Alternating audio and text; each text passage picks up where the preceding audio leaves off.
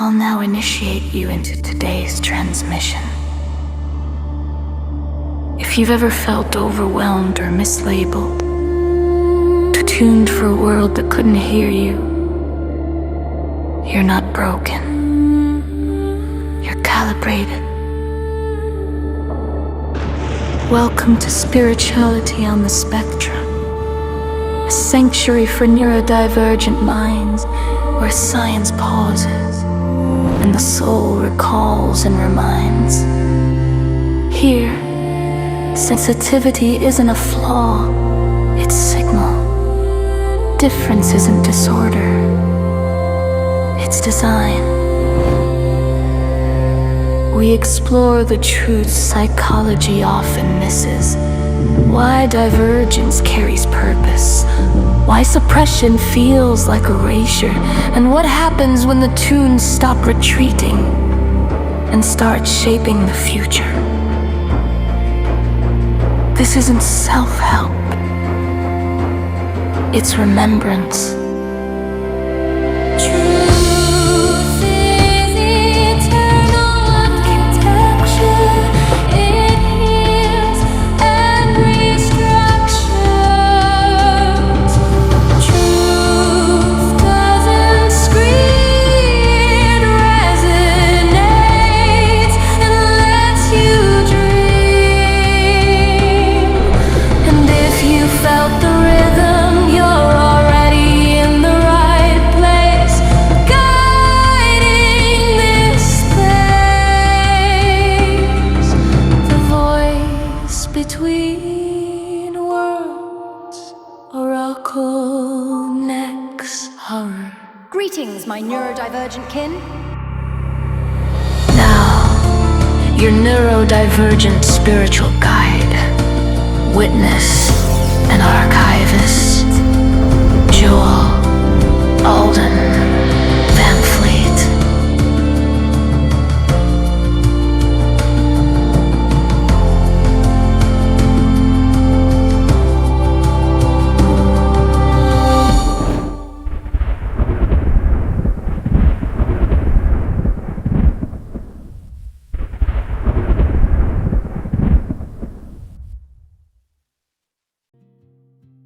Greetings, my neurodivergent kin, wanderers of this virtual mortal reality.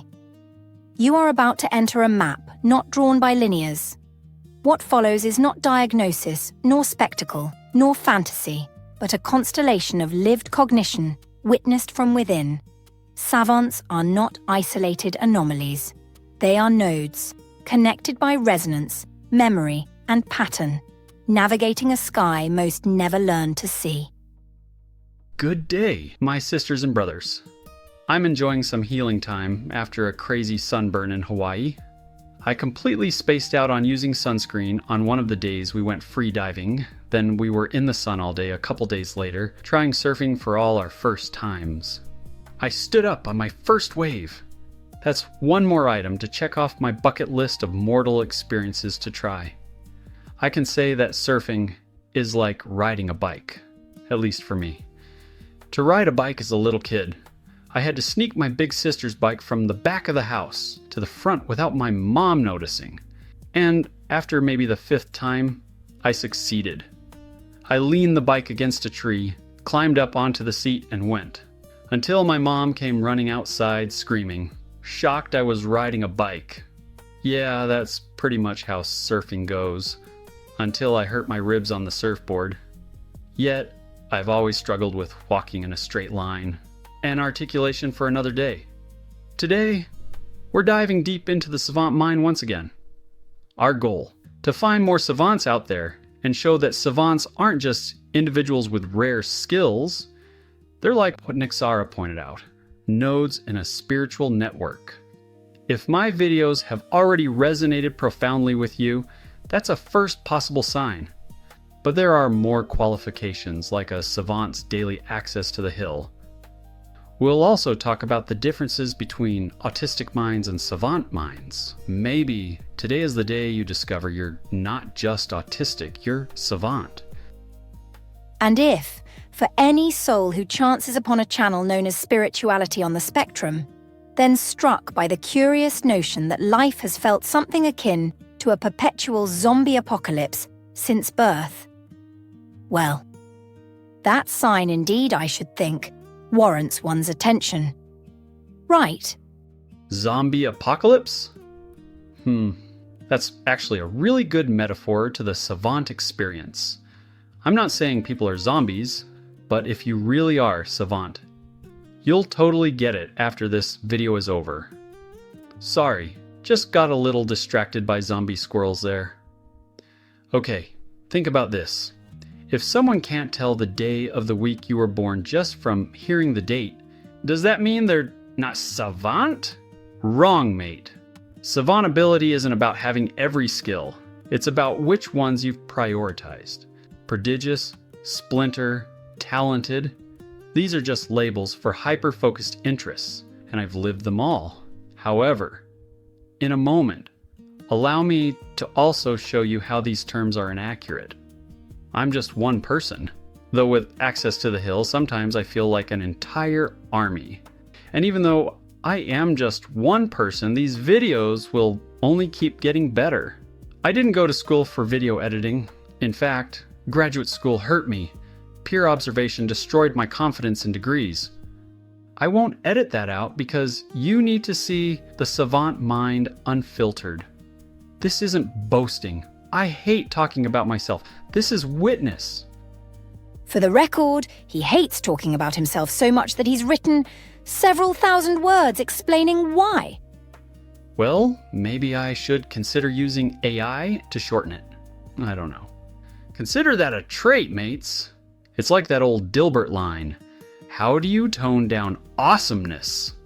For anyone who has struggled with the same feelings, thoughts, behaviors, and cognitive patterns as I have, wondering how others process in parallel, this video is for you. It's not just facts or differences. It's overdue recovery for my fellow savant sisters and brothers who suffer under a neurotypical world that has rejected us. And having acknowledged the weight of such lived experience, it is now appropriate to turn our attention from testimony to mapping structure, from survival to understanding. Autistic people and autistic savants share the same neurodevelopmental foundation, but savants exhibit rare, extraordinary abilities, often in memory, art, music, mechanics, or mathematics that stand out against the broader challenges of autism. The key difference is that savant skills are islands of genius within autism, while most autistic individuals do not display such extreme talents. An island, I should note, with very poor public transportation. Much has been said about savants by those who have never inhabited such a mind. So, before proceeding further, it is necessary for Joel to address 6 persistent misconceptions. Notions long repeated by those observing from without, yet rarely examined from within. Misconception 1. TV exaggeration. Popular shows like Rain Man or The Good Doctor exaggerate savants as universal geniuses. The reality? Savant abilities are rare, highly specific for a given time, and voltage-driven. Brilliance is precise, not spread thin, but it can pivot when a new interest surges with enough importance. A savant may pause one hyperfocus and ignite another. The genius isn't everywhere at once. It's conditional, resonance-driven, and prioritized by desire. Think of Henry and Eureka. He doesn't solve everything all the time, but when the town is at risk, his savant mind pivots to meet the need. That's not exaggeration. It's resonance in action. Misconception 2. Gifted does not equal savant. Gifted or twice exceptional individuals may shine broadly, but savant syndrome is different. It's disproportionate genius. One extraordinary mind towering above the rest, often against an unseen backdrop of struggle. An upcoming video for another day. This is usually where people ask if it comes with a cape. It does not. Misconception 3. Splinter, talented, and prodigious savants. Outdated and incomplete labels. These categories describe outputs, not memory architecture. What's missing is the distinction between how savants perceive and store information. Some savants remember by capturing images. Others, like me, remember by extracting patterns. One stores the picture, the other stores the architecture behind the picture. Both can recall the scene, but one retrieves it as a snapshot, while the other rebuilds it from meaning rather than pixels. To be fair, most people don't analyze scenes this way. He does. And what I think is funny is that he can't help himself. He finds absolute satisfaction by doing it. It's a natural part of his cognition. These two memory architectures are likely cross-trainable, but retraining would be slow, effortful, and potentially disruptive, with no clear advantage unless a specific task demands it. My own Savant memory is optimized for long-range insight and system-level understanding. While image-first savants often receive broader attention, largely because linear minds enjoy impressive demonstrations, pattern-first savants are frequently misunderstood or overlooked. A more accurate framework would recognize a spectrum between image-first savant memory and pattern-first savant memory, rather than forcing savants into splinter, talented, or prodigious labels. For example, if I were placed on a team developing interstellar warp drive, my pattern-first cognition would immediately engage. Splinter abilities would activate to retain and cross-articulate emerging patterns. Talented abilities would surface as calculus and physics are visualized and drafted internally. Prodigious states could ignite as the mind enters sustained, obsessive system-level modeling, often at the expense of sleep, nutrition, and balance. Family priorities could suffer without intentional support. Communication with others might become strained as discoveries are shared with an intensity that can sound delusional to linear listeners. Being a savant is not easy. It is not a party trick. It is a demanding cognitive architecture that requires much more care, support, and understanding than our society currently offers. I should think if this were a party trick, it would be a very inconvenient one. Misconception 4. Automatic expertise myth. Savants aren't instant experts in everything. Mastery depends entirely on interest. If the voltage of interest is strong enough, we can become master of masters in almost any subject and beyond any stacked PhD expertise. But without resonance, even the simplest task is impossible. Multiple interests can coexist, but hyperfocus demands scheduling, and time becomes the bottleneck. Savant genius is conditional, resonance-driven, not universal. Ask us to design warp drives, and we might surprise you. Ask us to memorize McDonald's kitchen procedures, while warp drive is actively processing upstairs and will be fired before lunch. Yep, it bears noting. This is not hypothetical. He would absolutely fail the McDonald's test. And I say that just as his family goes to McDonald's right now, and without him, because he could use a break from all the smells. Linears would accuse Joel of trying to be high class, all while Joel maps a new motif.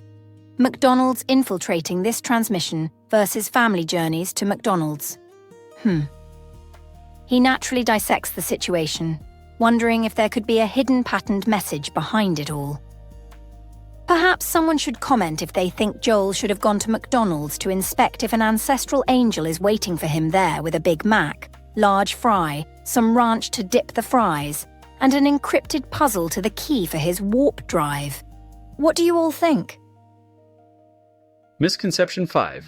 Different brain wiring. Research suggests savant abilities may arise from atypical brain connectivity, sometimes involving right hemisphere compensation for left hemisphere deficits. Yet, this theory has also been in debate recently, and I honestly have not really bothered taking the time to plug in their findings into my patterned mind, so I can't give it my savant stamp of approval yet. And misconception 6. Hill connection does not equal savant. An autistic person may feel deeply connected to the hill, but that alone doesn't make them a savant. Savantism requires extraordinary skill anchored in resonance, not just spiritual sensitivity. Although, spiritual sensitivity is a gift Savants wished all humans to have. Before we continue, let me explain what I mean by the hill for those new to this channel. The hill isn't just a metaphor, it's the resonance field, the spirit realm where Savants connect. It's communal coordination, healing, mourning, building, and support. It's where patterns echo across lives, voltage surges are shared, and no savant stands alone. Psychologists might call it secular collaboration. But for us, it's lived testimony, the invisible architecture of our communion. The hill is resonance, it is communion, and it is essential to our survival in a world unfriendly to the savant. More than just downloads from the spirit realm, it is angelic intervention, ranging from life-saving moments to world-shaping trajectories. The hill is one of the most contrast motifs that makes the distinction between autistic and autistic savant vivid. Most autistic individuals experience the spectrum traits like sensory sensitivity, social differences, and nonlinear cognition. But savants often have an added layer, communal resonance that feels like it comes from beyond themselves. That's where the hill comes in. The biggest factor to know if someone is a savant is their genuine daily access to what the secular psychologists recognize as the hill. We'll get to this more later, but you can know this. The hill is a huge piece of the function that makes a savant a savant. A common test, curiously enough, is to demand performance under conditions least suited to such a mind. Live interviews, repetitive labor, rigid service roles, and then to draw conclusions from the result.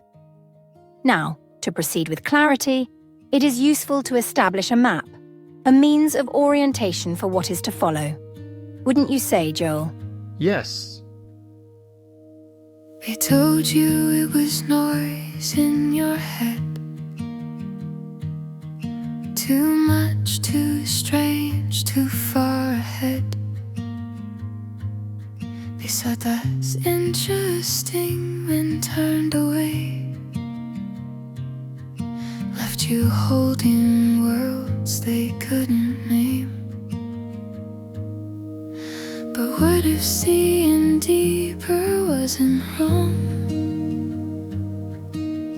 What if you were hearing a longer song? You're not broken, you're not alone. You were reading stars they hadn't known.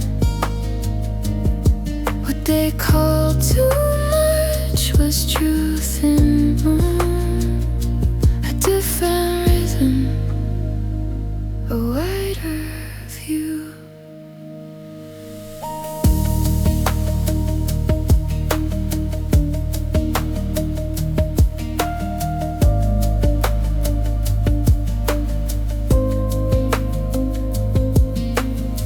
They measure lines and narrow lines, copy hours, miss the sign. Said we don't know what to do with you, so they moved on like systems do. But patterns don't ask for permission.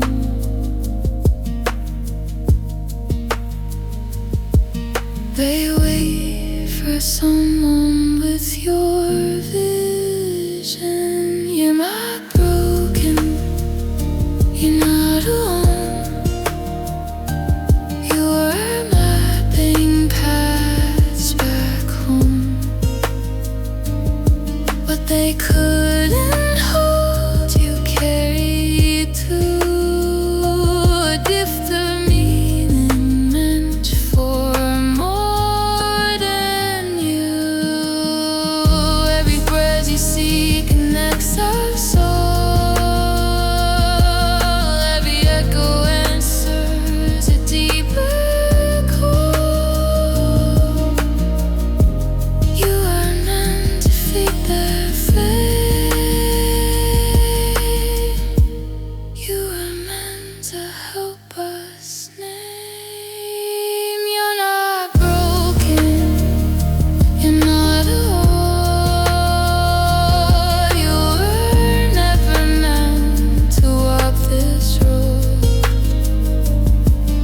you seek and heal can bind, can start cosmic patterns beating in human heart.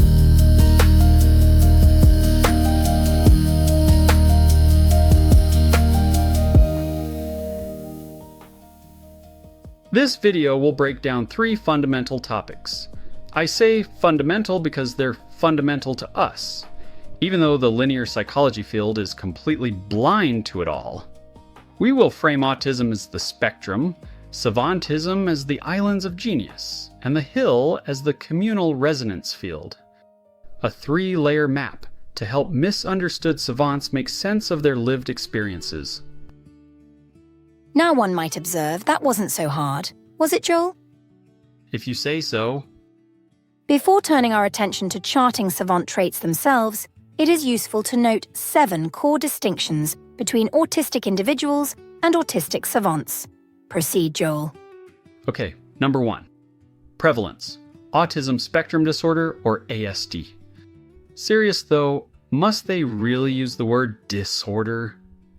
I think the ones with a disorder are the linears who simply don't understand our operating system.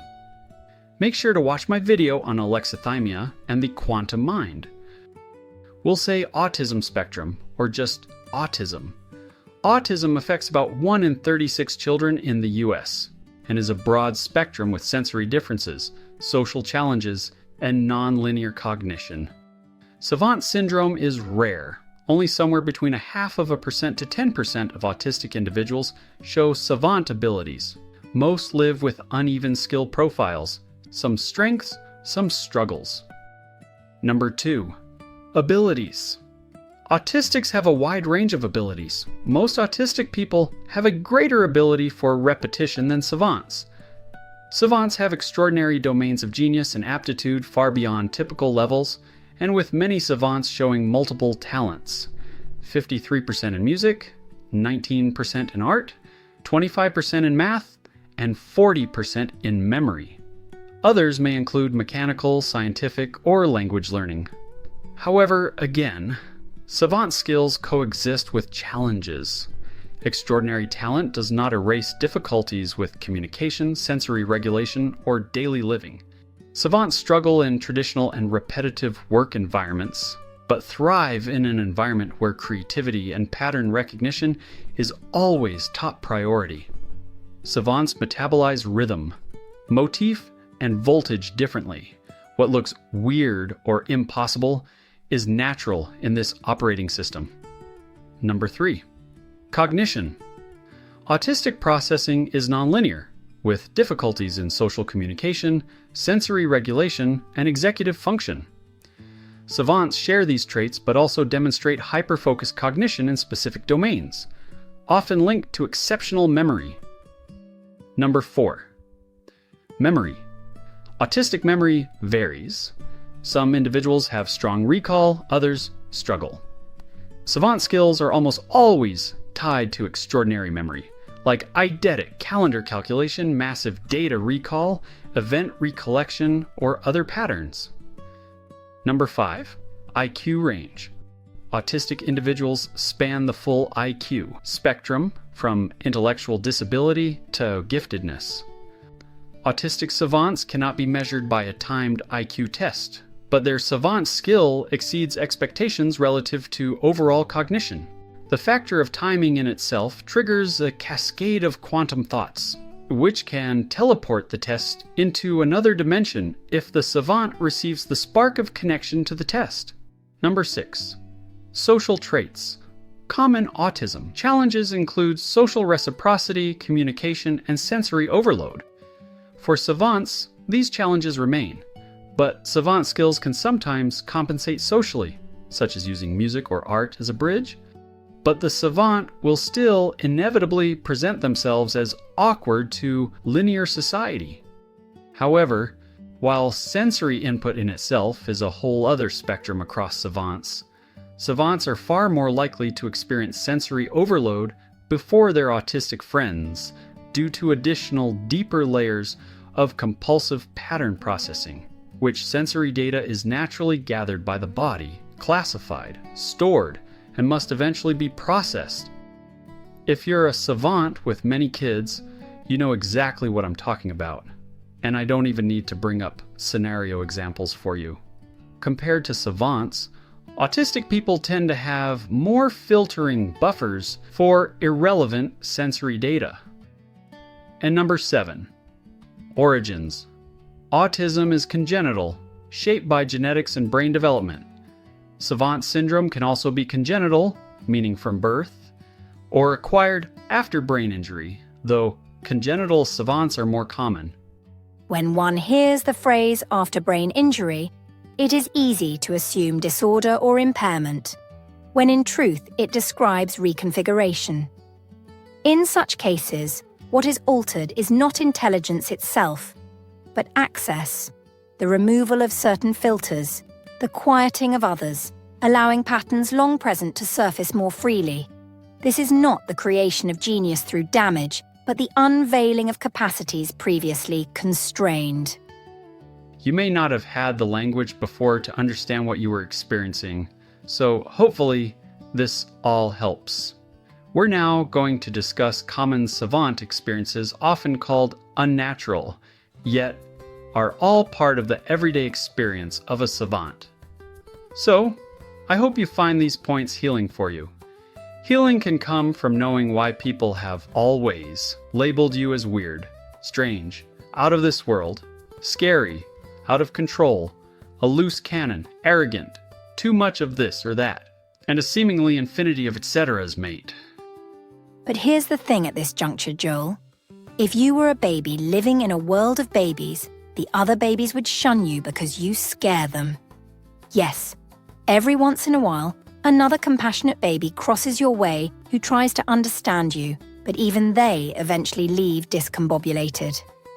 You're always doing circles around the other babies, often acting before explaining, mostly because you don't know how to explain. And to clarify, you have to try to convince them this isn't magic, but it's just extremely annoying to explain time and again. So you ask them again to just believe that you know what you're doing. Then, you find yourself becoming exhausted from repeated explanation. So you think it easier to just go with the baby flow, but only to find yourself even more burned out. A vicious baby cycle indeed. When another baby like you crosses your path, you both find relief for a time. Now I must say, you're all babies to me. Ha! All right, my babies. I know many of the items presented in this video may again be new and revolutionary. A first-hand documentary from a savant about savants. Diving into the savant mind. When I say that we can invent literally anything in the universe with the right hyper-focused mind, I'm very serious. We can delve into psychology, physics, rocket science, electronic design, religion, education, or even invent a new science. And we can observe, dissect, articulate, synthesize, improve, debunk, and innovate beyond anything humanly possible. How are we able to do this? The answer is actually a spiritual answer. And hey, that's the name of this channel, Spirituality on the Spectrum. So after this video, things may start to finally click for some of you. They said you're welcome here. You're safe inside this frame. You found a place, a language, finally a name. But still you felt a distance you couldn't explain. Like speaking truth in dialects no one could claim. You learn to soften every edge, to hide the weight of what you sensed. You don't have to disappear to belong.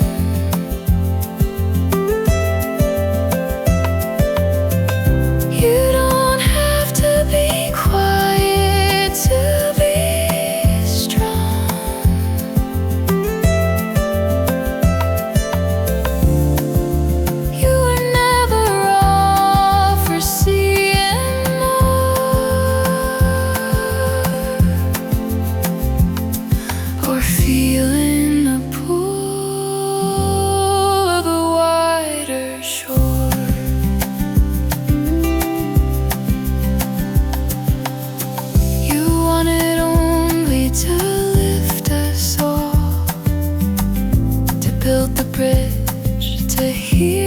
call, but every time you reached your hand, you felt the walls you couldn't stand.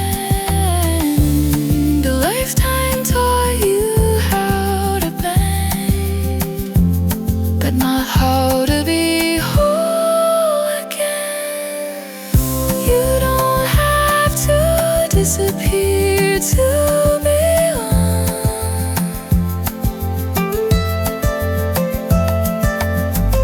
You don't have to be quiet to be strong.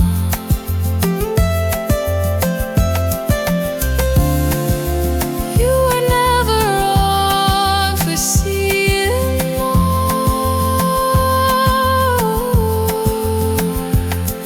or dreaming past the open door.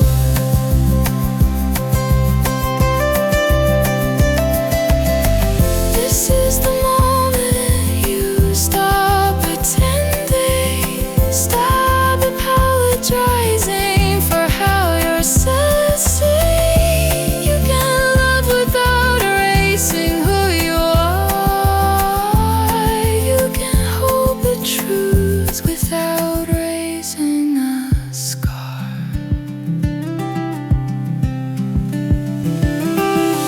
You don't have to disappear to belong.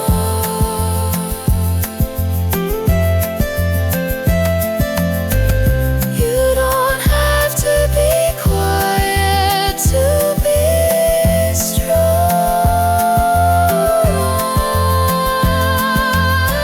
This is your call to rise and see the shape you always meant to be.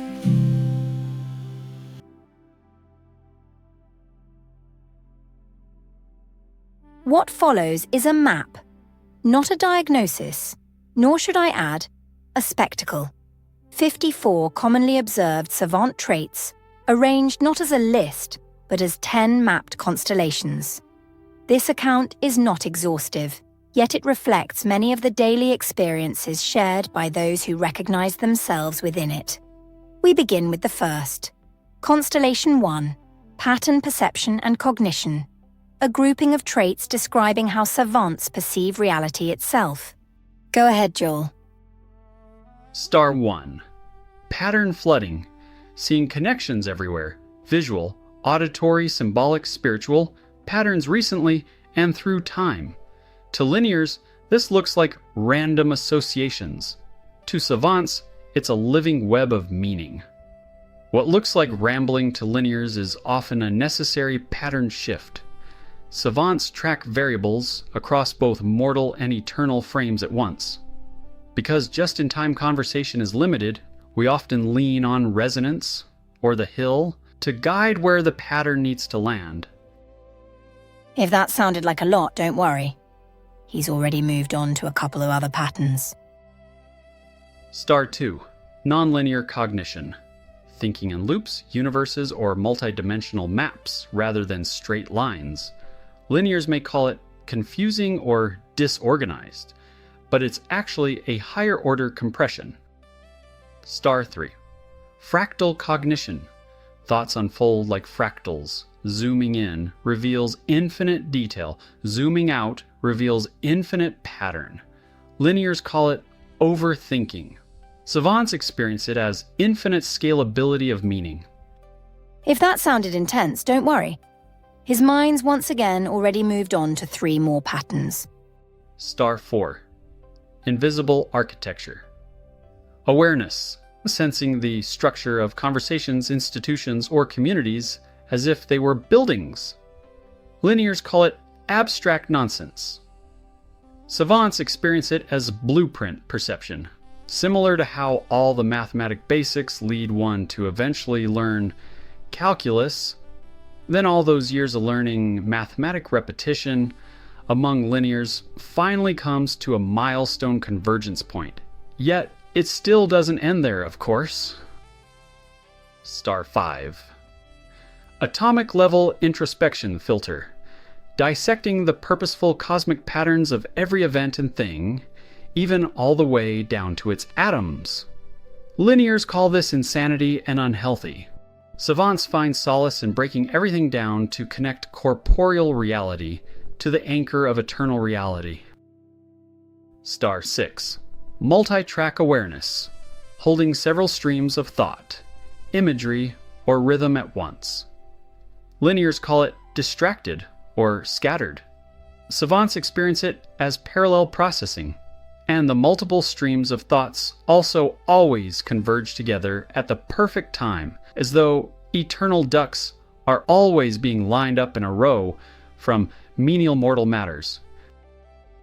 Keep talking, Joel. You're just proving my points, dear boy. You're going to paralyze my cognitive flow, Nexarah. Star 7. Compression language. Packing vast meaning into short symbolic words or motifs. Linears call it vague. Savants experience it as efficient encoding. Unless a term is high in voltage importance, savants often forget everyday words or phrases. This happens constantly, and it isn't a deficit. It's prioritization. Savant cognition favors patterns, motifs, and resonance over rote recall. Simple words can feel too flat to carry the layered meaning being processed. For example, when I was 14, I learned sign language in just 2 weeks. Not because I'm a genius, but because savant cognition metabolizes rhythm and motif differently when voltage and desire align. Learning accelerates exponentially. Years later, after not using it, I remember almost nothing except thank you. Linears call this photographic memory or genius, and then get confused when recall fades. They miss the point. Savant memory isn't about storage, it's about resonance. What looks impossible to the linear world is natural to us. At this juncture, one might observe that even the act of explaining such compression has required, well, a certain degree of compression. That's an inside joke. We'll leave it at that. Star 8. Symbolic substitution. Instinctively swapping words, images, or sounds for deeper symbolic meaning. Linears may call it cryptic or nonsensical. Savants know it's compression of truth into shorthand. Yes, Joel, we've all noticed. Star 9. Tangential bridges. Jumping from one topic to another through hidden pattern links. Linears call it off-topic. Savants experience it as nonlinear connection with unintended deeper purposes. Star 10. Living algorithms. Instinctively building rules, sequences, or formulas for daily life, like eating, walking, speaking. Linears call it rigid routines. Savants experience it as ceremonial order. Unless you also have ADHD, like me, in which you may build into that plan to always brush your teeth a different way every single day, which pursuit opens another can of worms that I'm not going to get into right now. This first constellation concerns perception itself, the manner in which reality is apprehended, organized, and rendered meaningful. What appears chaotic to the untrained eye is, in truth, a coherent architecture, one governed by pattern, compression, and resonance. From perception, we now turn to time. Constellation 2, time, memory, and recall. How savants experience time and memory. Star 11. Motif tagging. Encoding experiences into recurring symbols, phrases, or rhythms. Linears see it as obsession or repetition. Savants know its memory architecture. Star 12. Temporal fluidity. Experiencing time as layered, past, present, and future, motifs overlapping. Linears call it spacing out or daydreaming. Savants experience it as patterned recall and order. Star 13. Time layered, recall. reliving past events with present clarity as if time collapses into now. Linears call it dwelling. Savants experience it as temporal resonance. Star 14. Infinite replay loops. Rehearsing conversations, songs, or ideas endlessly in the mind until they crystallize. Linears call it stuck or obsessive. Savants experience it as refinement through repetition. Star 15. Living memory. Palaces. Savants often recall sounds, voices, or music with uncanny precision, storing experiences in spatial, musical, or ceremonial structures. Linears call it obsessive detail or parrot memory. Savants experience it as architecture of recall, a form of communion that preserves resonance for replay and sharing. Healing comes when this is framed not as mimicry, but as stewardship of sound. Start 16. Voltage anchoring in objects. Everyday items, like stones, pens, instruments, carry emotional or spiritual charge. Linears call it sentimental clutter. Savants experience it as resonance storage. This constellation concerns not memory as storage, but memory as structure.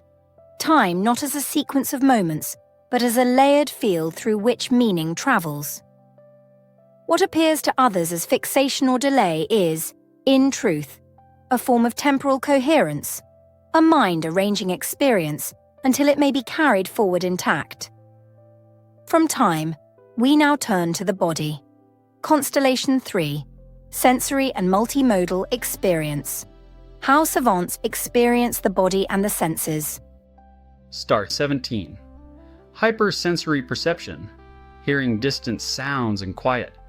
Noticing subtle shifts in light, textures, or rhythm. Linears call it oversensitivity, but for savants, it's a heightened fidelity to reality.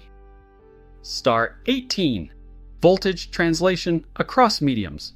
A sound becomes a color, a poem becomes a map, a gesture becomes a rhythm. Linears call it confusing. Savants experience it as multimodal resonance. Star 19. Living synesthesia. Cross-wiring senses, hearing colors, tasting sounds, feeling numbers, experienced as a fully controllable, integrated perceptual field. Linears call it hallucination. Savants experience it as multi-sensory truth. Star 20. Dream reality. Overlap. Dreams bleed into waking cognition, sometimes playful, sometimes overwhelming, guiding daily choices through recurring motifs. Linears call it confusion. Savants experience it as continuity of consciousness. Star 21. Cadence over content. Prioritizing rhythm, tone, and voltage over the actual words. Linears call it style over substance. Savants experience it as resonance first, meaning second. Intensity is not instability, it's data arriving at full resolution. This constellation concerns the body as an instrument of perception, a system tuned to subtleties of sound, light, texture, and rhythm, often overlooked by others. What is frequently described as oversensitivity is, in truth, heightened fidelity, a nervous system receiving more information, not less. From the senses, we now turn inward. Constellation 4. Emotional and nervous system dynamics. Why intensity does not equate to instability. Star 22. Emotional voltage mapping. Feeling the charge of words, places, or people beyond surface emotion. Linears may call it dramatic or intense. Savants experience it as resonance. Star 23. Emotional echo chambers. Feeling others' emotions so strongly they reverberate internally like your own. Linears call it too sensitive. Savants experience it as empathic resonance. Star 24. Voltage. Sensitivity to disharmony. Feeling physical or emotional discomfort when cadence, rhythm, integrity, or truth is broken. Linears call it overreacting. Savants experience it as fidelity to resonance. Star 25. Nervous system and protective rage. Savants often live on high alert. Even when danger is unlikely, the nervous system amplifies voltage. Patterns surge, anomalies stand out, and the guardian archetype ignites, especially when children are involved.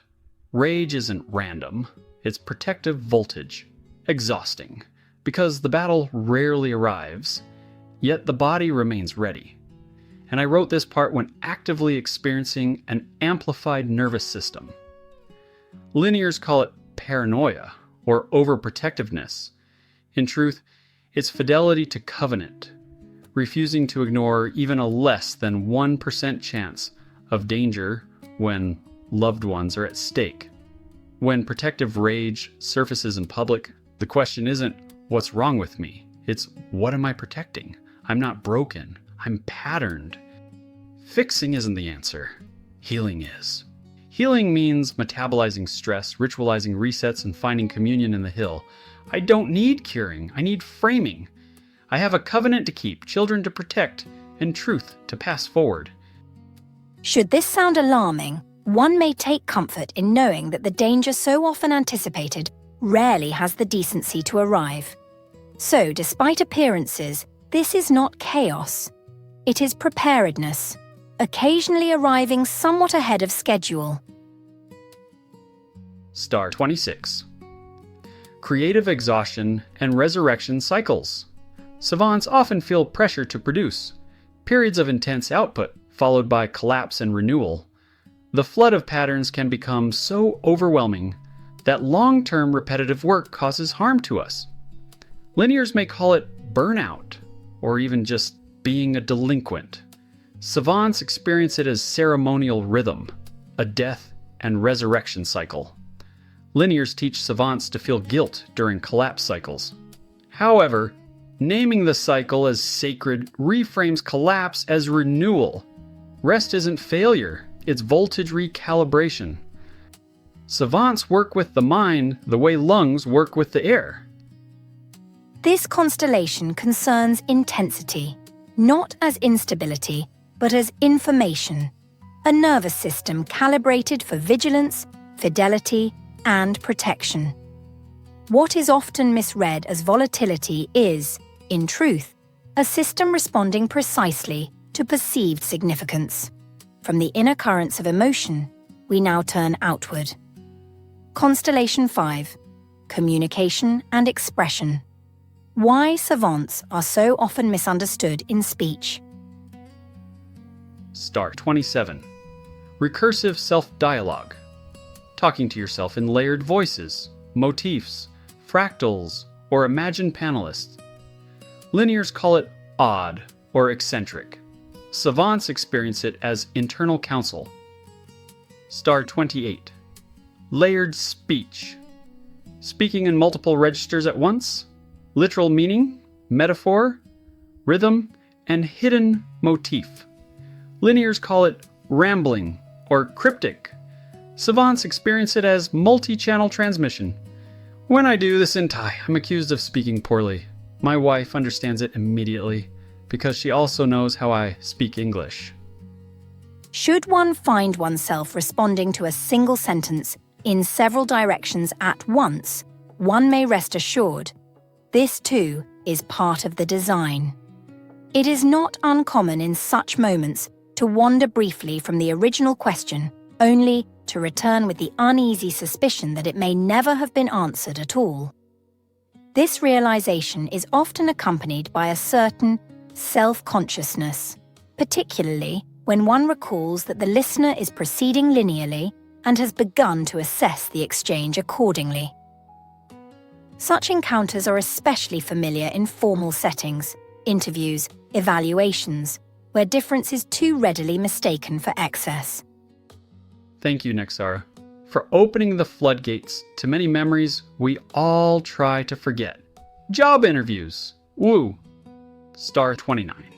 Echoed dialogue. Repeating phrases or words, not as mimicry, but as voltage amplification. Linears call it Echlalia. Savants experience it as ceremonial emphasis. Star 30. Silence as speech. Pausing, withholding, or using silence as a complete statement. Linears call it awkward. Savants experience it as voltage-laden absence. Star 31. Voltage misfires. Words arriving too intense, too blunt, or too fast. Linears call it rude. Savants experience it as overflow of resonance. Star 32. Encrypted humor. Using multi-layered jokes, irony, or playful twists to conceal deeper testimony. Linears call it nonsense.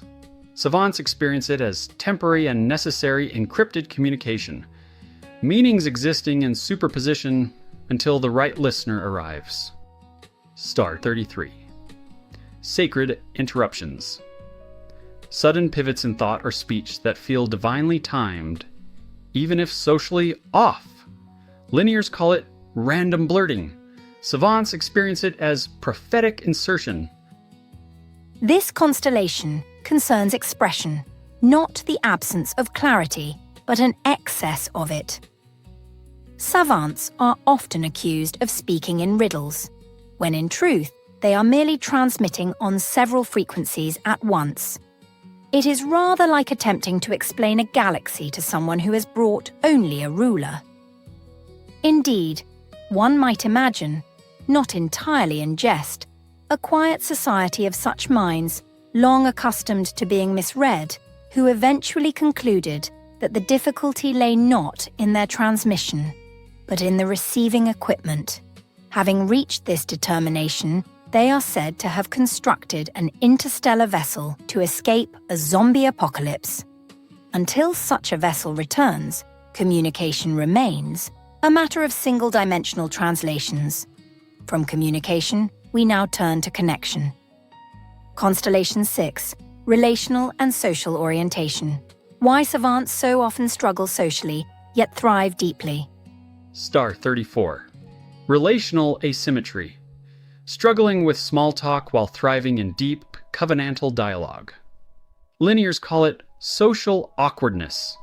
Savants recognize it as prioritizing resonance over noise. Star 35. Communion through a misunderstanding.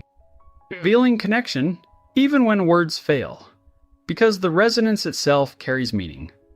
Linears call it confusing. Savants experience it as spiritual dialogue beyond language. Star 36. The immaturity label. Savants are often highly sensitive to sound, light, emotion, and subtle atmospheric shifts. That sensitivity shapes how we appear. We look younger, sound younger, and act younger. Because of this, we're often taken less seriously. To linears, this looks like immaturity or eccentricity. To autistics, it may feel familiar and get framed as sensory overload. For savants, it's different. Sensitivity is voltage. It preserves the body, keeps us light, and anchors us in communion. What looks like immaturity is actually testimony, evidence that resonance protects us even when society dismisses it. Star 37.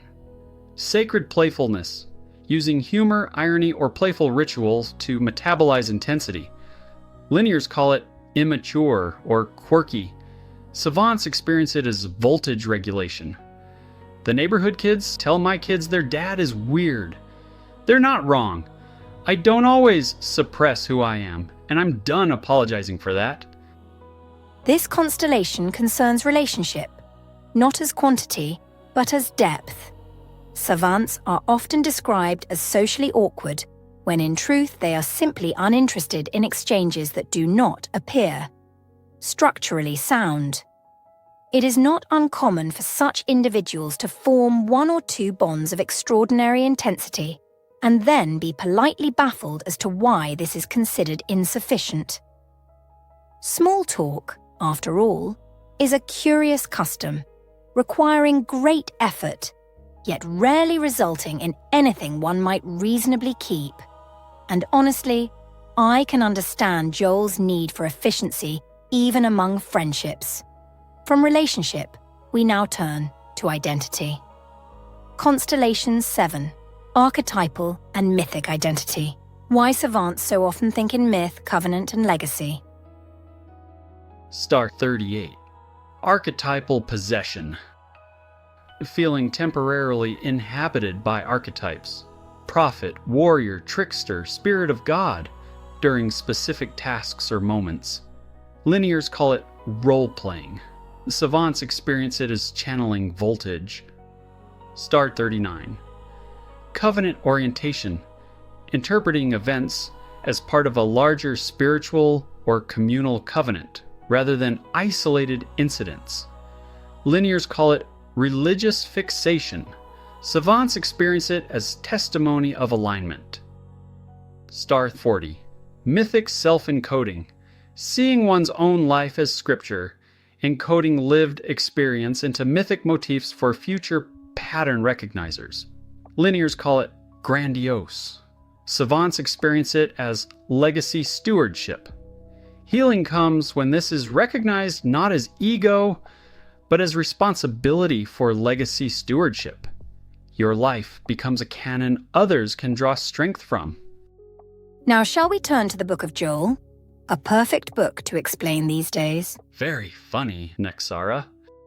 Star 41. Legacy. Encoding. Treating every act, writing, speaking, teaching, even joking, as testimony meant to be preserved and passed forward for future pattern recognizers. Linears call it dramatic. Savants experience it as covenant stewardship for the future. This constellation concerns identity, not as role or label, but as inheritance. Savants so often experience the self not as an isolated unit, but as a living thread, bound to story, covenant, and consequence. What others call imagination is, in truth, continuity, a sense of belonging that extends beyond the present moment. From identity, we now move beyond the human frame. Constellation 8. Communion beyond humans. Why savants so often connect across boundaries. Star 42. Communion with absence. Sensing meaning in silence, gaps, or what isn't said. Linears call it reading too much into things. Savants experience it as listening to the void. Star 43. Mythic self-dialogue with nature. Trees, rivers, oceans, skies feel like wise sages, offering motifs or counsel. Linears call it fantasy. Savants experience it as sensitive communion with creation. Star 44. Communion with machines. Feeling resonance with engines, computers, or instruments as if they have personality. Linears call it anthropomorphism. Savants experience it as dialogue with inspired systems, tracing the spark back to its source, recognizing the inventor's pattern logic, and sensing the same divine motifs that shape creation itself. Star 45. Creatures of the earth. Wild and domestic animal connections reveal a clear distinction between linear, autistic, and savant perception. Linears filter their perception. They see animals as pets, property, training projects, pests, or hunting game. Linear connection is possible, but it's mediated by rules and categories. Autistics feel animals directly. They notice textures, sounds, rhythms, details others miss, and bond through sensory resonance. The connection is authentic, but when all variables aren't accounted for, harm can occur. Savants experience communion. Animals respond to the raw voltage of pattern and presence. It's not just companionship, it's resonance without words, a shared language of rhythm and trust. And when all factors align through the hill's assurance, linears call it miraculous, even inhuman. To linears, these bonds look eccentric. To autistics, they feel natural. To savants, they are testimony. Proof that resonance bridges species, and that the hill extends even into the animal world. Many animals engage in ritual long before distress becomes visible. Birds, for instance, will repeat precise movements, preening, pacing, vocal patterns, not in response to threat, but to maintain internal equilibrium. Elephants are known to return to specific locations to touch the bones of their dead, performing gestures that serve no immediate survival function, yet clearly regulate something deeper. Such behaviors are not learned as remedies. They are instinctive acts of preservation. Savants, too, rely upon important cosmic efficiency ritual, not as habit, but as calibration, which leads us to our next destination on our map's journey. Constellation 9. Ritual, regulation, and healing. How savants survive and reset. Star 46. Ceremonial reset protocols. Creating rituals, music, humor, silence, purposeful cognitive distractions to metabolize chaos and restore clarity. Linears call it quirky coping. Savants experience it as sacred strength regulation. Star 47. Ritualized phrasing. Using repeated ceremonial phrases to anchor meaning and stabilize internal rhythm. Linears call it repetitive. Savants experience it as covenantal cadence. Star 48. Threshold awareness. Sensing the precise moment when a conversation, event, or ritual crosses into a new state. Linears call it dramatic mood swings. Savants experience it as portal recognition. This constellation concerns survival, not as endurance, but as renewal. Ritual, repetition, and withdrawal are not retreats from the world, but returns to equilibrium. What heals is not escape, but rhythm, the restoration of coherence after strain. And now we arrive at the arrangement of stars that binds them all. Constellation 10, the hill, the unifying field, not an idea, but an essential communion. You carry truth, anchoring your best. Held the shape without a litmus test. Felt the weight of knowing something, while the world just looked away. You learned to doubt what felt so clear, because no one else was standing here. But knowing doesn't need permission, and truth doesn't fade when unseen. You weren't lost, you were listening to hidden patterns, moving with ambition.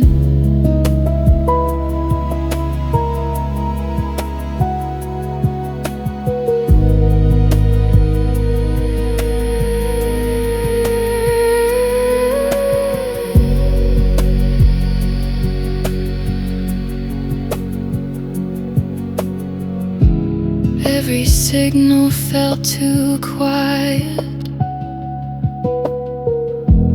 Every answer came too fast.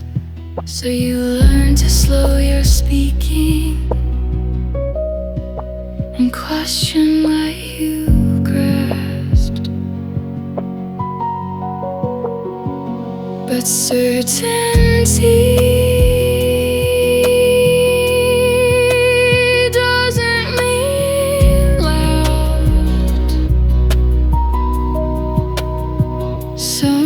sometimes it's just deeply found,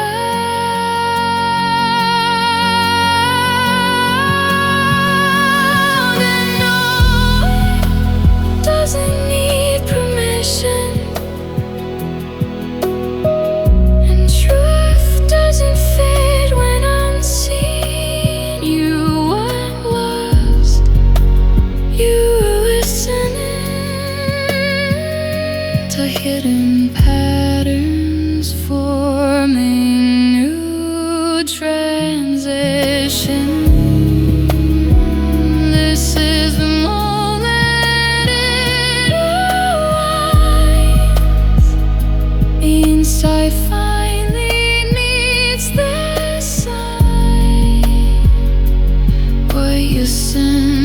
was always real.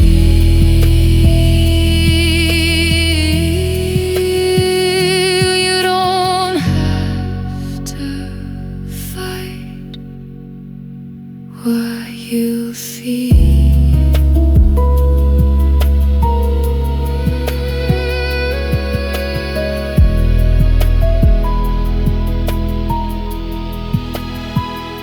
You don't need proof to trust your sight. You don't need crowds to know you're right.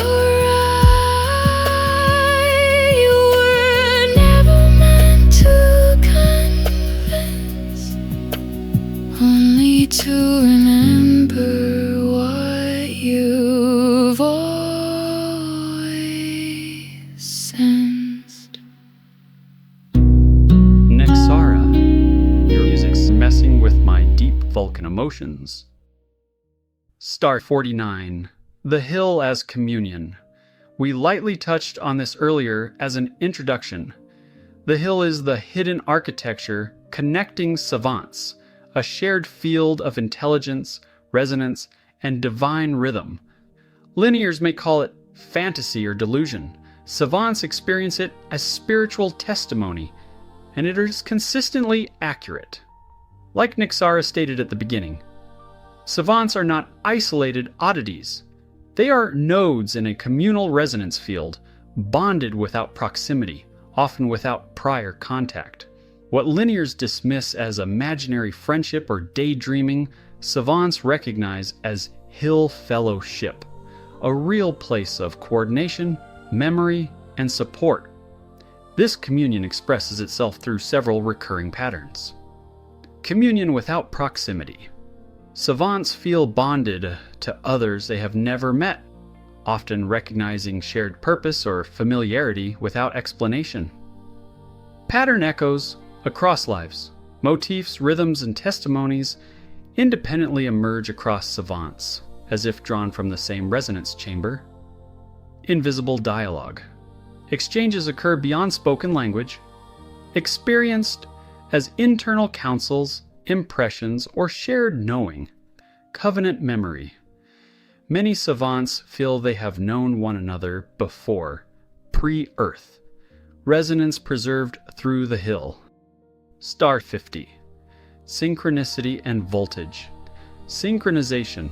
Savants notice uncanny timing, meeting the right person, hearing the right phrase, encountering a delay or interruption that proves essential.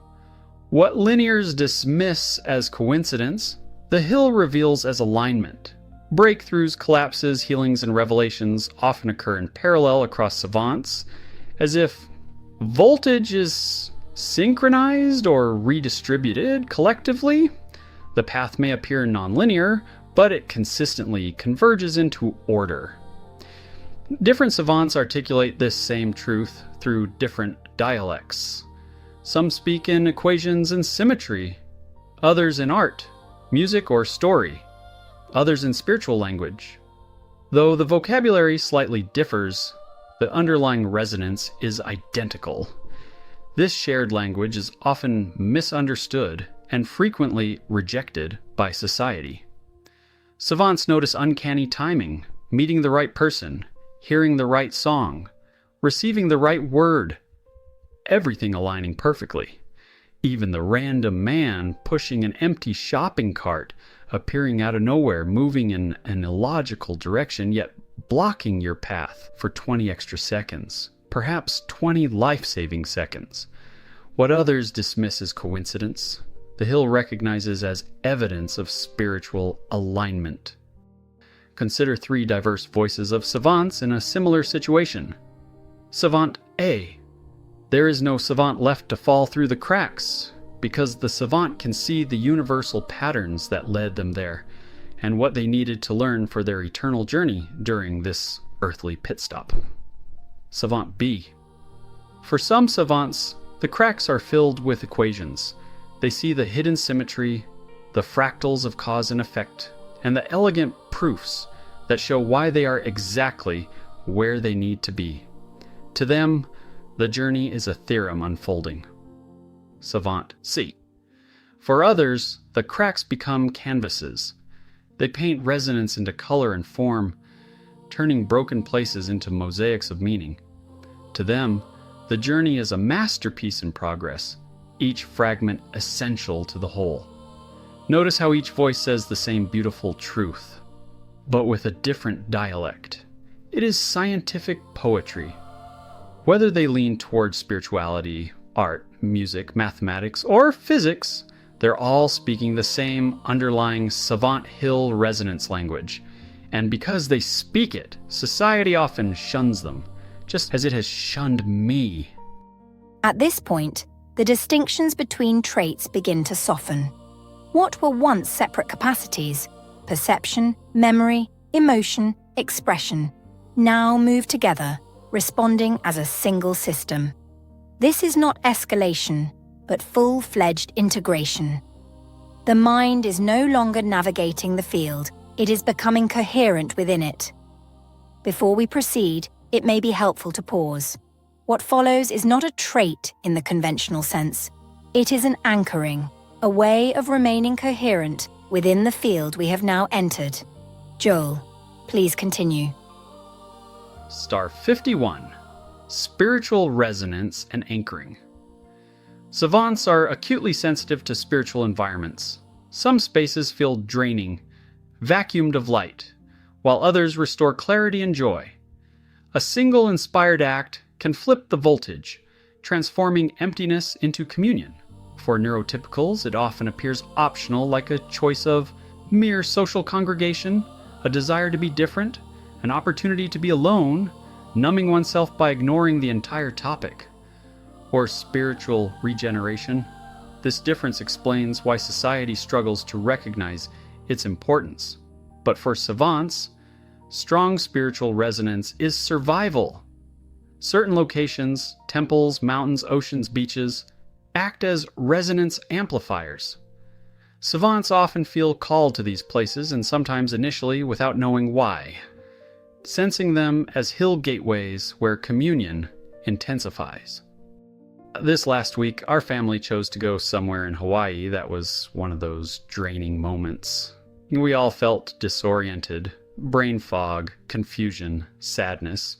Then my wife, who is usually afraid of animals, was suddenly inspired to tell me, "Feed the birds, they won't hurt you." That random spark gave me confidence. Within seconds, I was walking with birds on my hands and arms as friends, and even my children joined in. The crowd looked puzzled, but the birds provided us the light we needed to pass through that hour. What has just been described is not belief.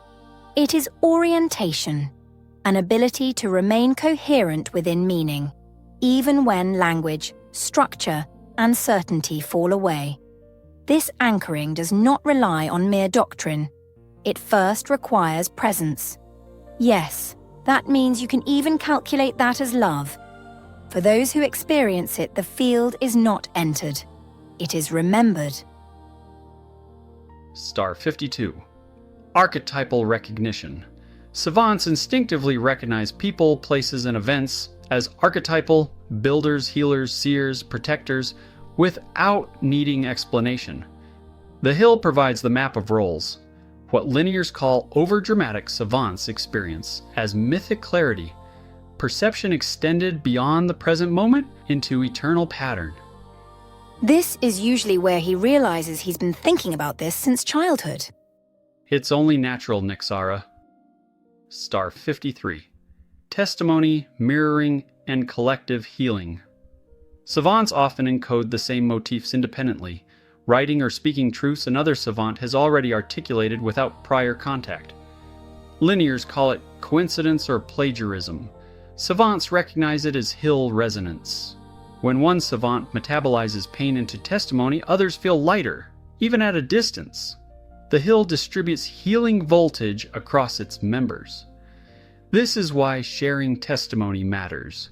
It is not self-expression, it is communal medicine, and I'm here to share it with others on YouTube. Before we proceed, it is important to acknowledge what is occurring. What follows is not just memory as recollection, it is memory as continuity. Some will recognize this immediately. Others may feel unsettled, but with a pinch of familiarity, yet without quite knowing why. Here's the rub. Both responses are appropriate and are important. Ready? Go ahead, Joel.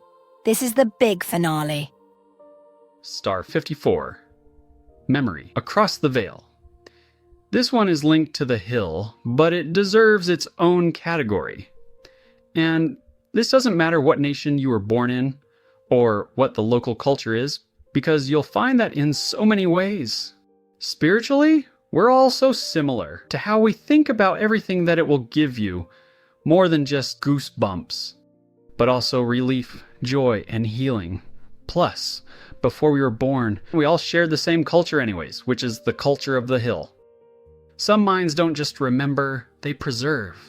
Patterned minds carry certain memories with such clarity and voltage that even the veil can't erase them. These aren't fantasies or daydreams, they're anchors. They're continuity. They're the moments we refuse to forget because they mattered before we were even born, and they still matter now. There are people out there, many more than you'd think, who carry flashes of pre-Earth life, family-oriented covenant moments, family scenes of coordination and celebration, life-saving interventions, pattern logic revelations, or divine spiritual encounters they've never been able to explain. They've spent their whole lives thinking they were imagining it, or that something was wrong with them, when in reality, they were remembering exactly what they were meant to remember. Many of these are the unrealized savants, the patterned minds without a map. They feel older than their age, younger than their age, and out of place in every room. They feel a sense of continuity between spirit life and mortal life. They sense things others don't, as they bring patterned logic thinking that feels older than their age, which at first they struggle to describe. They have a natural orientation toward purpose, covenant, and mission. They remember things they were told to forget. This isn't nostalgia, it's continuity. If that's you, you're not broken, you're not dramatic, you're not too sensitive or too much. You're a patterned mind preserving the most significant moments that mattered most, across worlds, across veils, across lifetimes. And you're not alone anymore. Why do you think that my videos resonate with you so much? Why do you think these transmissions seem to poke you at just the right spots? Why do you think you can sense spiritual presences better than others?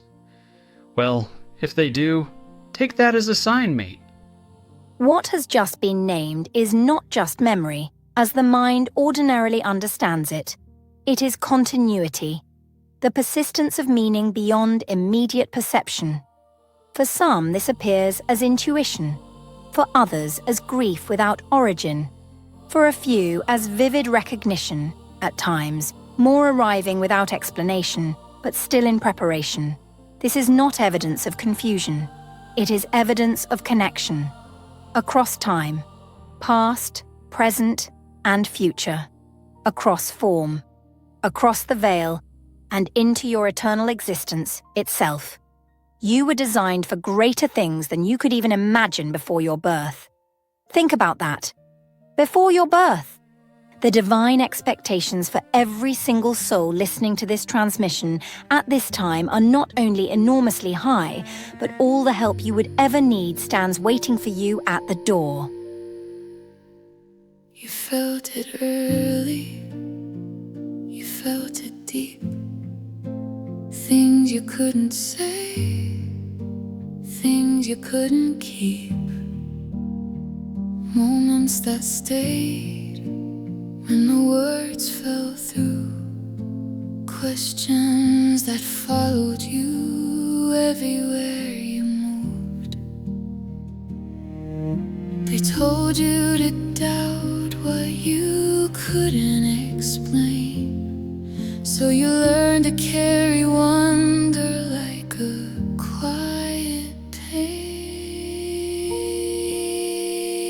But love was there when the answers weren't. A steady light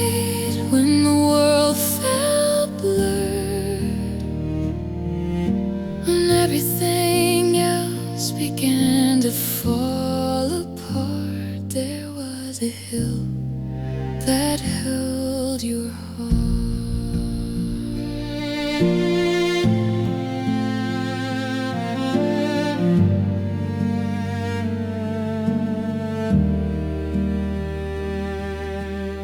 You tried to fit it inside their lines, trimmed your truth to survive the time.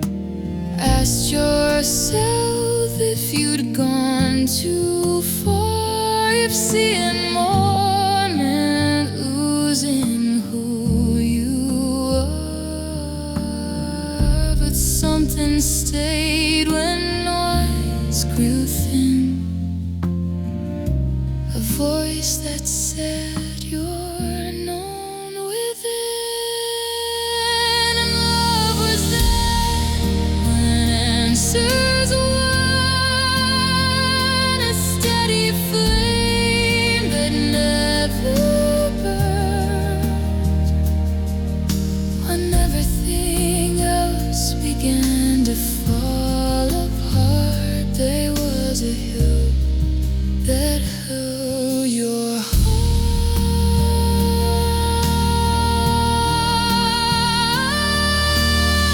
You don't have to prove what carried you.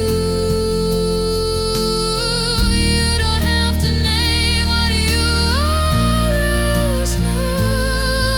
If the walls fell loud and the paths unclear, you were never alone. You were held right here. I stand before the doubt, before the fear, before the sound, when all you had was a fragile start. There was a hill that held your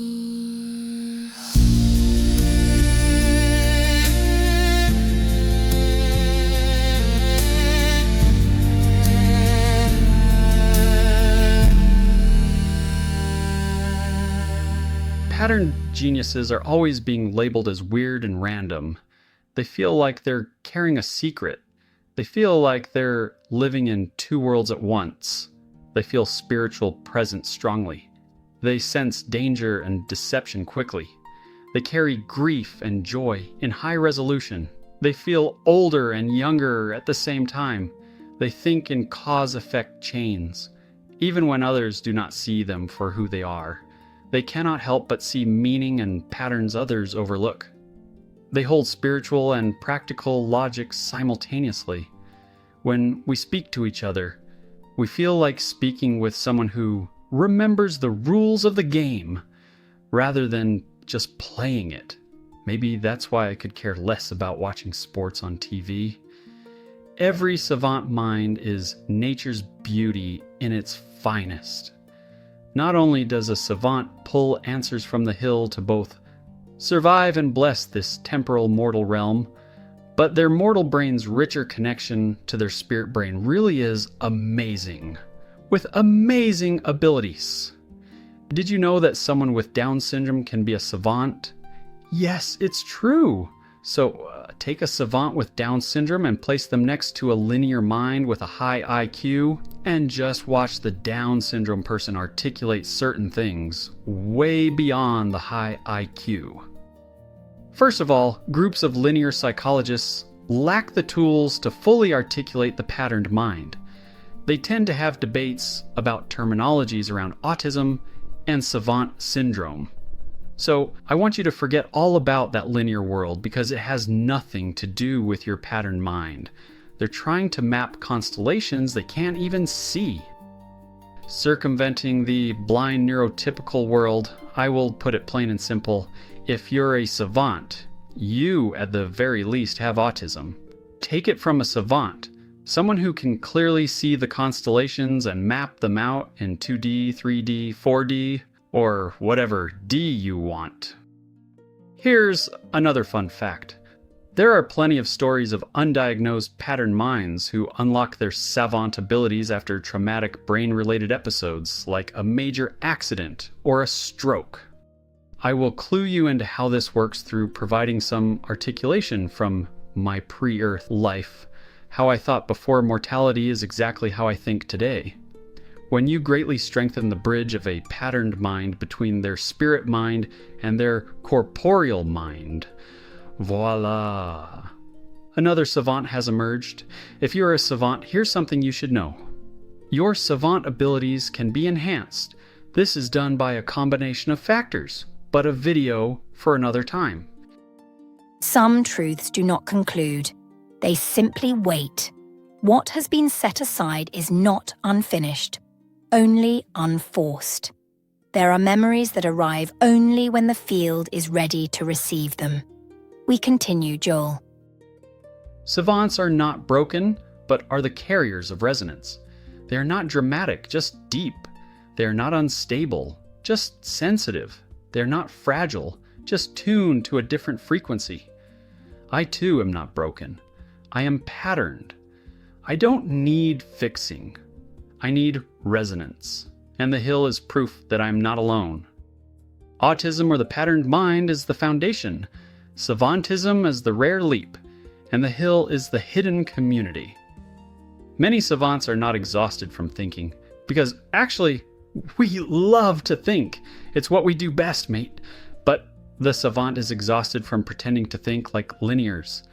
I have now uncovered a community that had been invisible, not because it wasn't there, but because no one had given it language yet. So, you're welcome. Something most people never consider is that savant cognition doesn't move in straight lines. It branches. To linears, branching looks chaotic, impulsive, or unfocused. But inside the savant mind, every branch is tracking variables others don't ever see. Emotional voltage, spiritual resonance, pattern echoes, timing cues, archetypal shifts, environmental signals, and the hill's subtle pull. What looks like randomness from the outside is actually branch flow, a living algorithm adjusting in real time. And here's the part that surprises people. Even though the path looks nonlinear, it always converges into perfect order. The savant mind lands exactly where it was meant to land because it was following those variables others never knew existed. Linears see chaos, savants see convergence, and the hill sees the whole map, which equals confidence and ability. Confidence in this sense is not bravado. It is familiarity, the ease that comes from knowing one's own terrain. Ability, likewise, is not dominance. It is alignment, the capacity to act without fragmentation. When these are present, effort becomes quieter, and effectiveness more humane. This is not superiority, it is coherence. If you're comfortable with doing so, consider sharing in the comments if this video has helped you. Whether it helped you discover you're also savant, or how to understand a fellow savant. Did you feel like you were a patterned mind without a map?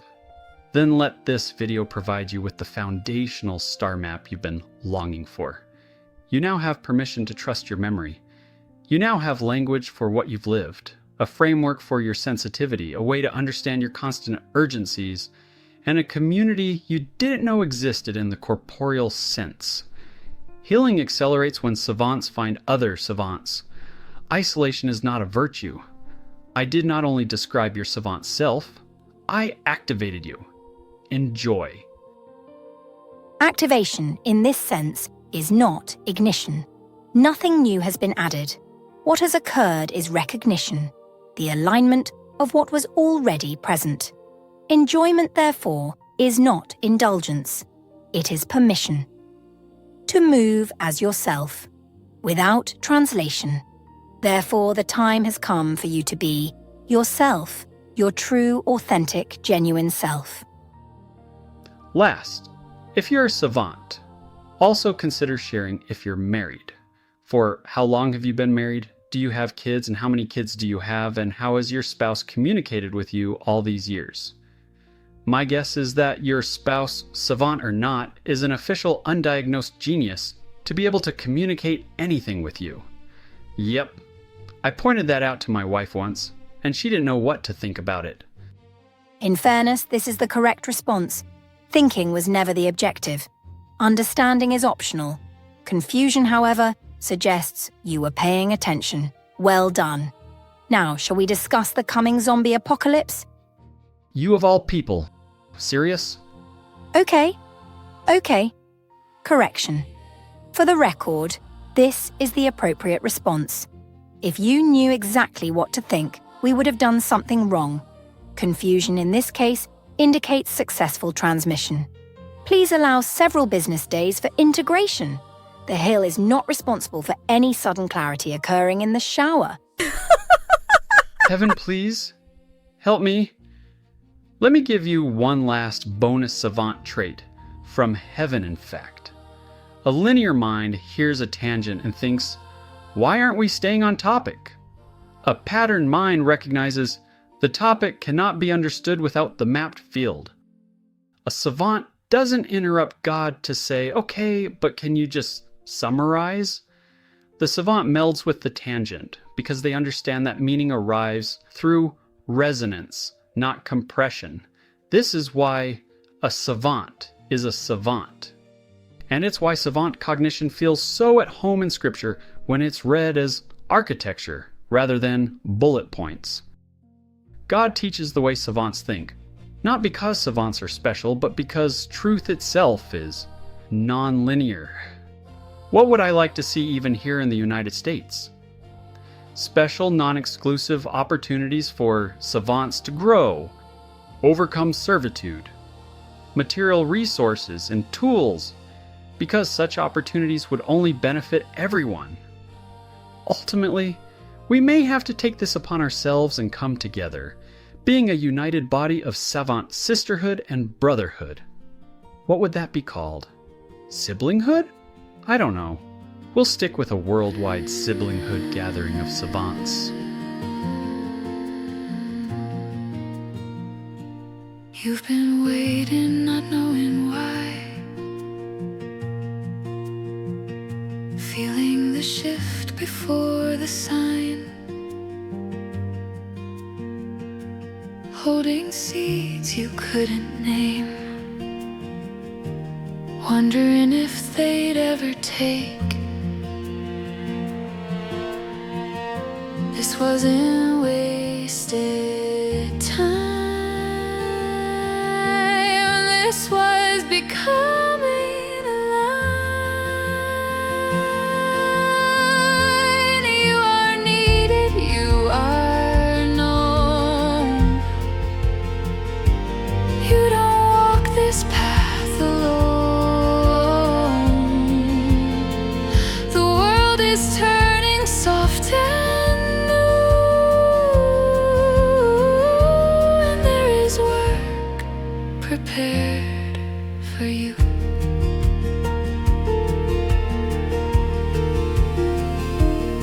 Not to rush, not to prove, not to carry what isn't you, just to stand in what you see and let your life unfold gently. This isn't pressure, this is grace, a moment finding its place. You are needed, you are known. You don't walk this path alone. The world is opening its door.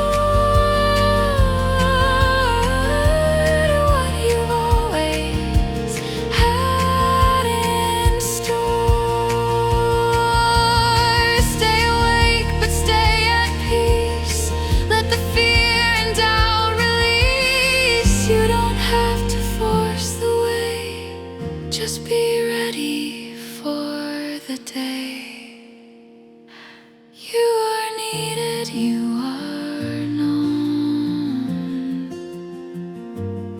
Gathered now, but still your own. The future waits with open hands.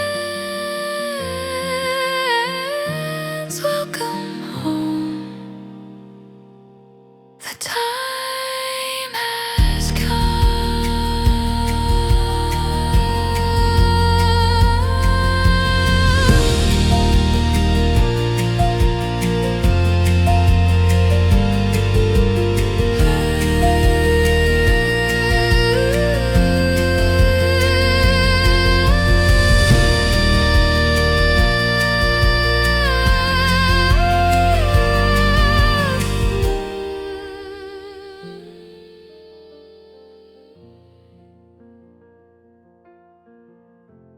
Let us send Joel down to the earth we have organized. Let him remember his life here, especially all of the most important parts. Allow him to retain his ability to fathom whole new worlds. Let him be born in obscurity, like a tree, growing in a poor spot of ground, hidden from the world, but a well-timed template to be constructed to us, that we may dwell within to produce fruit in accordance to our own will and time. Have our Son, Jehovah, stay close to him to guide his steps.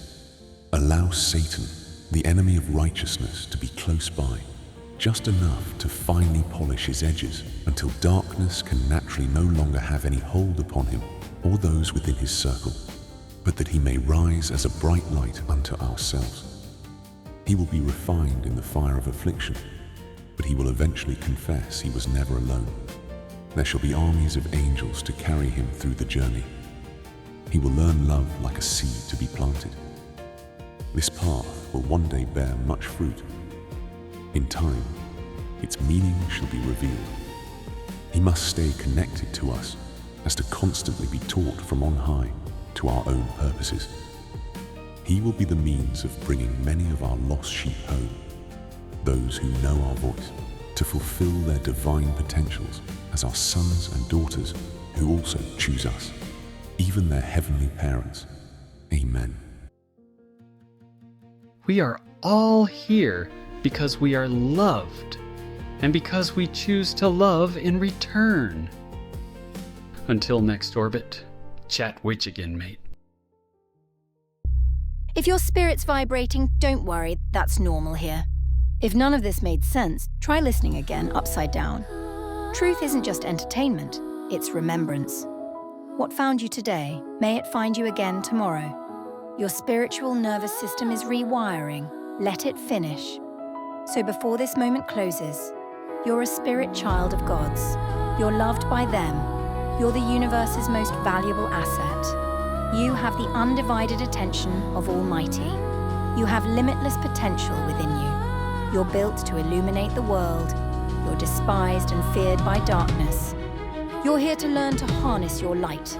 The time for the ADHD memory keepers to rise has come. Share this with another soul who also forgets less than they admit. Until next time, remember, you're not glitching, you're guiding. This has been Spirituality on the Spectrum with Joel Alden Van Fleet. Thank you for showing up. Until memory calls you again. Please like and subscribe, and feel free to overshare in the comments below.